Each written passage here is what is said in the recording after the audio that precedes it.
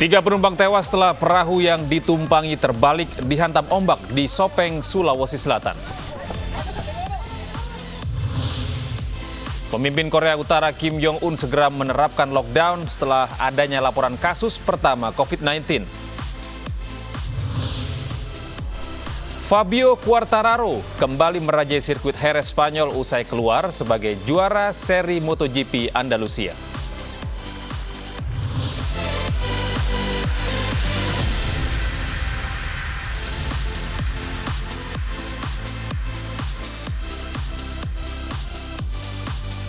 Selamat pagi pemirsa, kami hadir kembali dalam Anyus Pagi melengkapi informasi Anda pada pagi hari ini. Selain tiga berita utama tadi, kami juga memiliki informasi menarik lainnya. Di antaranya kawanan hewan monyet yang merusak atap rumah warga di Lembang, Bandung, Jawa Barat. Bersama saya, Gede Satria. Inilah Anyus Pagi selengkapnya.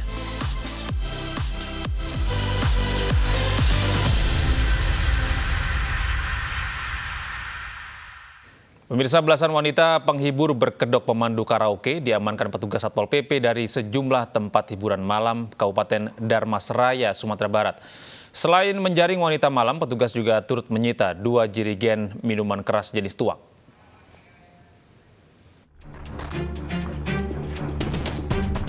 Mengabaikan protokol kesehatan dan imbauan jaga jarak, sejumlah tempat hiburan malam tanpa izin di Kabupaten Dharmasraya, Sumatera Barat tetap beroperasi.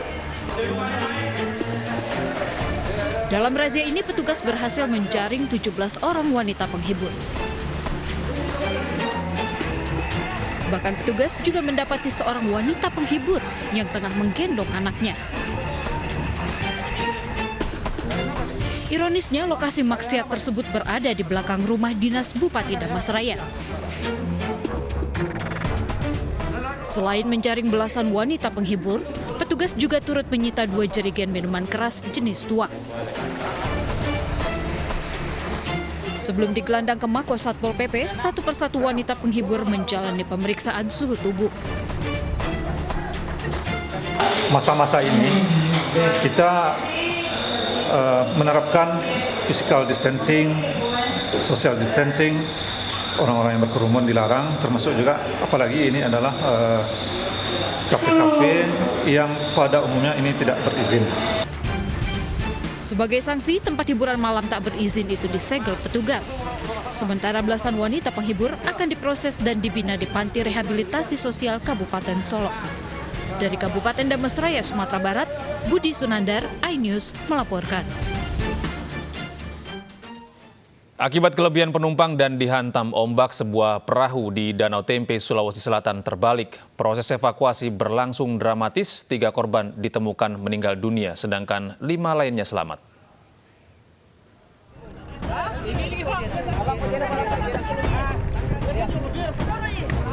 Proses evakuasi korban perahu tenggelam di Danau Tempe, Kelurahan Limpo Majang, Kecamatan Mario Riawa, Kabupaten Sopeng, Sulawesi Selatan, Minggu sore berlangsung dramatis. Dari 8 penumpang, 3 korban ditemukan sudah dalam kondisi tak sadarkan diri sebelum dinyatakan meninggal dunia. Korban meninggal dunia adalah Rahmat Hidayat 17 tahun, Andi Dede 26 tahun, dan Muhammad Rizaldi 23 tahun. Ketiganya ditemukan setelah proses pencarian selama 3 jam oleh warga dan nelayan. Dari keterangan korban yang selamat, 3 korban tewas tidak bisa berenang. Sejak awal, perahu tersebut tidak seimbang, sehingga kurang lebih berjalan 50 meter menuju danau, tiba-tiba ada ombak yang besar, sehingga mengakibatkan bagian depan perahu tercebur dan tenggelam. Kepolisian setempat menyatakan jika peristiwa ini murni kecelakaan yang diakibatkan kelalaian penumpang. Dari Kabupaten Sopeng, Sulawesi Selatan, Amnar, iNews melaporkan.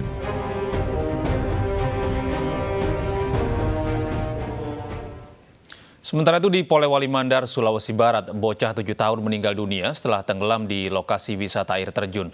Korban ditemukan oleh warga 4 jam kemudian.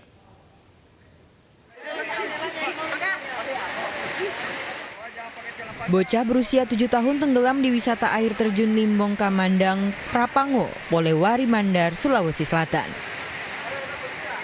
Derasnya air dan minimnya peralatan evakuasi membuat proses pencarian memakan waktu 4 jam.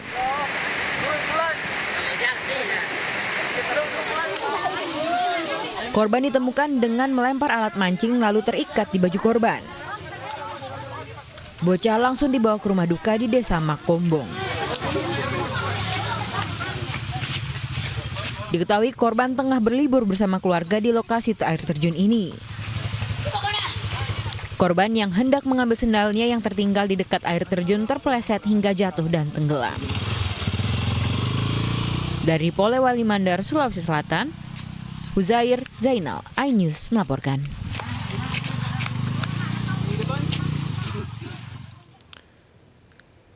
Ya pemirsa, usai polisi merilis dugaan penyebab kematian editor Metro TV, Yodi Prabowo, beredar rekaman CCTV saat Yodi membeli pisau di sebuah toko. Pisau yang ditemukan di lokasi kejadian diduga kuat digunakan Yodi untuk mengakhiri hidupnya.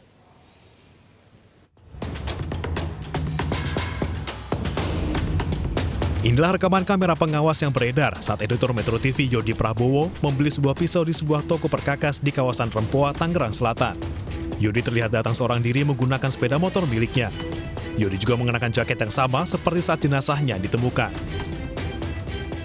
Saat masuk ke toko, Yodi sempat melihat-lihat barang sebelum mengambil sebuah pisau yang kemudian menuju ke kasir untuk membayarnya. Pisau inilah yang diduga digunakan Yodi untuk mengakhiri hidupnya. Peristiwa ini berlangsung selama kurang lebih 8 menit. Sebelumnya pada Sabtu lalu, polisi mengungkap sejumlah fakta terkait dengan kematian Yodi. Berdasarkan temuan barang bukti, olah TKP, dan pemeriksaan 34 saksi, polisi menduga kuat Yodi tewas akibat bunuh diri. Kesimpulan ini diambil berdasarkan fakta sedikitnya ceceran darah dan tidak adanya sidik jari orang lain di pisau yang ditemukan di TKP. Namun pihak keluarga tidak yakin dengan pernyataan pihak kepolisian. Pihak keluarga yakin Yodi tewas bukan karena bunuh diri. Jadi pisau itu yang digunakan sebagai alat dibelinya sendiri. Apa buktinya? CCTV, apa buktinya? Bon, dan semuanya struk sampai ke tempat parkir ada. Bagaimana dia masuk dan keluar. Perlu juga kami sampaikan bahwa waktu dia masuk sampai dengan keluar hanya 8 menit. Bisa saya jelaskan, begitu masuk langsung menuju ke tempat di mana pisau itu dipajang, langsung mengambil pisau yang dimaksud, agak lama 2 menit di situ, kemudian bergerak menuju kasir, melakukan pembayaran, menuju ke tempat parkir dan meninggalkan tempat. Artinya dari fakta itu hanya satu yang dia cari di toko itu, yaitu pisau. Sebelumnya, usai dilaporkan menghilang sejak 7 Juli oleh keluarganya, Yodi Prabowo ditemukan tidak bernyawa di pinggir tol Jor Ulujami, Pesanggerahan, Jakarta Selatan pada 10 Juli. Saat ditemukan, jasad dalam posisi tertelungkup dengan masih menggunakan seragam kantor dan helm. Di tubuh korban ditemukan luka bekas senjata tajam di dada dan lehernya. Di sekitar lokasi, polisi menemukan senjata tajam berupa pisau. Meski demikian, barang berharga korban seperti ponsel, dompet maupun sepeda motor tidak ada yang hilang. Tim Liputan iNews melaporkan. Rekaman suara oknum polisi yang menyiksa anaknya viral di media sosial. Hingga saat ini polisi masih memeriksa beberapa pihak yang terkait. Rekam. Biar aku di beberapa malam ini.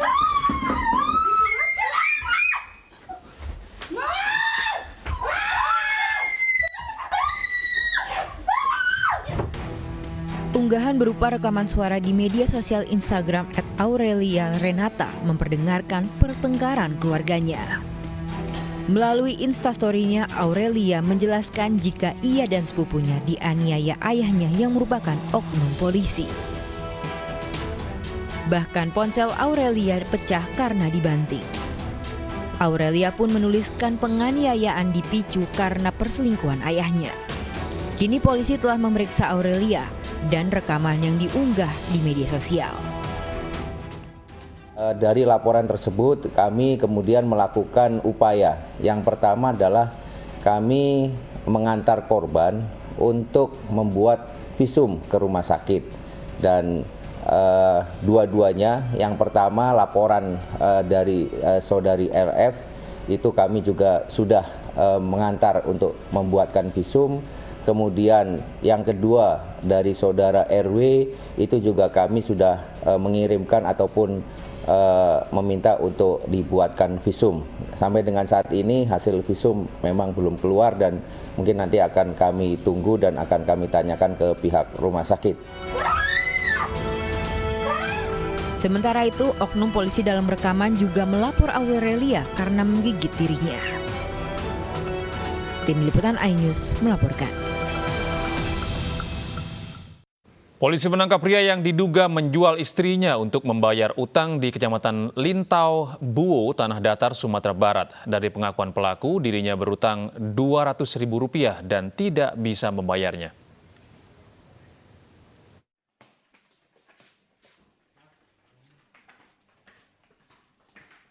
Satreskrim Polres Tanah Datar, Sumatera Barat menahan HB setelah diduga sering menjual istrinya untuk membayar utang kepada tetangganya. Hal ini terbongkar setelah istrinya menceritakan kepada keluarga yang langsung melaporkannya ke polisi. Dari hasil pemeriksaan, pelaku sering memaksa istrinya melayani pria yang memberikan utang kepada pelaku. Berdasarkan upaya kita bersama, terutama yang mengantarkan adalah pihak keluarga korban. Motif pelaku ya paling utama sekali karena uang, yaitu pertama untuk membayar hutang si tersangka kepada si penikmat. Yang diamankan dalam hal ini baru berdasarkan penyidikan kita baru si suami daripada korban tersebut. Terakhir, pelaku tidak bisa membayar utang sebesar Rp200.000 sehingga menawarkan kembali istrinya untuk berhubungan badan sebagai pelunas. Total utang pelaku mencapai Rp3 juta kepada tetangganya. Istri pelaku tidak bisa menolak karena sering diancam dan mendapatkan kekerasan. Dari Tanah Datar, Sumatera Barat, Agung Sulistyo, iNews melaporkan. Tim penyidik Polres Bangka Tengah melaporkan hasil penyelidikan pelaku sodomi anak di Kabupaten Bangka Tengah, Bangka Belitung. Polisi memastikan ada puluhan anak yang menjadi korban pelaku.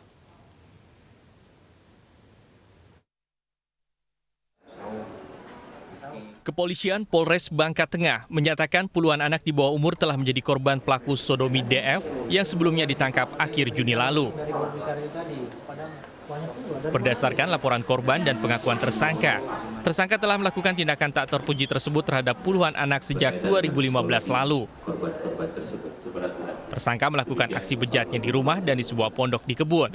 Tersangka juga mengancam korban saat melakukan aksinya. Mendapatkan perlakuan ini bisa dikatakan sebagai predator anak, di mana yang tersangka dari satu korban telah dilakukan tindakan asusila ini dari kelas 5 SD sampai kelas 3 SMP atau kelas 9. Jadi selama 5 tahun itu korban ini ketakutan dengan ancaman-ancaman yang diberikan oleh tersangka dan tidak berani mengungkapkan apa yang dialaminya. Tersangka mendekam di Mapolres Bangka Tengah dan dijerat Undang-Undang tentang Perlindungan Anak dengan hukuman 15 tahun kurungan penjara. Dari Kabupaten Bangka Tengah, Bangka Belitung, Rahmat Kurniawan, iNews melaporkan. Seorang siswi sekolah menengah pertama di Kota Balikpapan, Kalimantan Timur menjadi korban pencabulan yang dilakukan penjaga toilet umum terminal angkot. Korban dibuat tidak sadarkan diri dengan cara menghirup lem.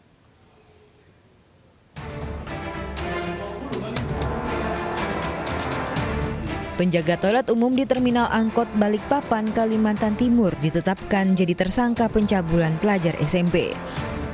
Polisi mengatakan pelaku membuat korban teler terlebih dulu baru mencabuli korban di toilet kamar mandi yang berada di terminal. Pelaku pun memberikan uang Rp75.000 dan mengancam korban untuk tidak melaporkan peristiwa itu. Namun korban melapor ke orang tua dan pihak berwajib. Pelaku akhirnya ditangkap. Ketika malam hari korban sedang tidur, oleh pelaku mencoba untuk merayu-rayu sampai akhirnya terjadi tindak pidana persetubuhan di bawah umur. Atas perbuatan tersangka kini ia diancam hukuman 15 tahun penjara. Dari Balikpapan, Kalimantan Timur, Mukmin Aziz, iNews melaporkan. Beralih ke informasi lain pemirsa, penangkapan ular piton sepanjang 3 meter dari dalam rumah warga di Tangerang, Banten berlangsung dramatis. Ular ini bahkan nyaris menggigit seorang warga saat dievakuasi.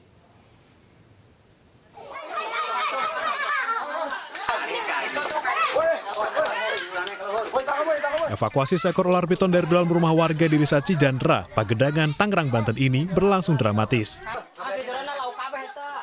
Ular sepanjang 3 meter dengan berat 10 kg ini bersembunyi di balik lemari sehingga menyulitkan evakuasi.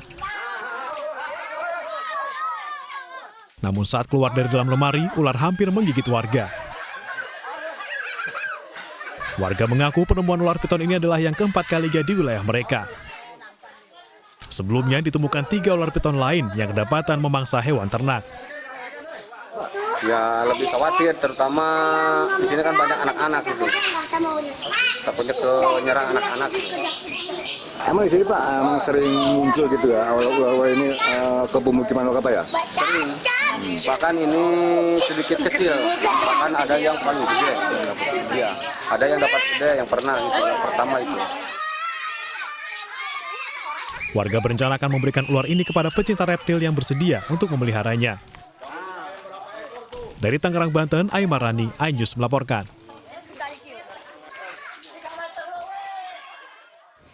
Warga di kawasan Lembang, Bandung Barat, Jawa Barat resah dengan kemunculan monyet di permukiman. Hewan tersebut mengambil makanan dan merusak atap bangunan rumah warga.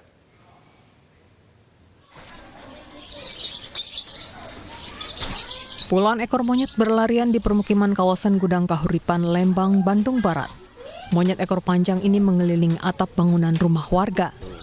Satwa liar ini mengambil makanan di warung dan merusak atap bangunan. Meski tidak mengganggu, namun warga resah dengan kemunculan monyet ekor panjang itu. Sehingga kedatangan mereka ke masyarakat sudah mulai berkurang. Kalaupun datang tidak seperti dulu. Kalau dulu kan betul-betul lapar gitu ya. Kalau sekarang enggak. Diduga puluhan monyet liar ke permukiman karena kekurangan makanan di habitat mereka di area hutan lindung. Dari Bandung Barat, Jawa Barat, Iwono, iNews melaporkan. Sementara itu, pemirsa, 3 ekor babun dilaporkan kabur dari kebun binatang Odessa, Ukraina pada Sabtu lalu. Proses evakuasi ketiganya berlangsung cukup dramatis. Layanan darurat Ukraina pada Sabtu lalu melakukan evakuasi 3 babun yang mencoba melarikan diri dari rumah mereka di kebun binatang Odessa. Mereka kabur dari kandang melalui pintu yang tidak terkunci pada Jumat lalu. Mereka berhasil keluar dari pintu kebun binatang yang tidak terkunci. Petugas membantu penjaga kebun binatang untuk menangkap kembali babun-babun itu menggunakan senjata bius. Ketiganya dalam keadaan sehat dan kini telah dikembalikan ke kebun binatang Odessa.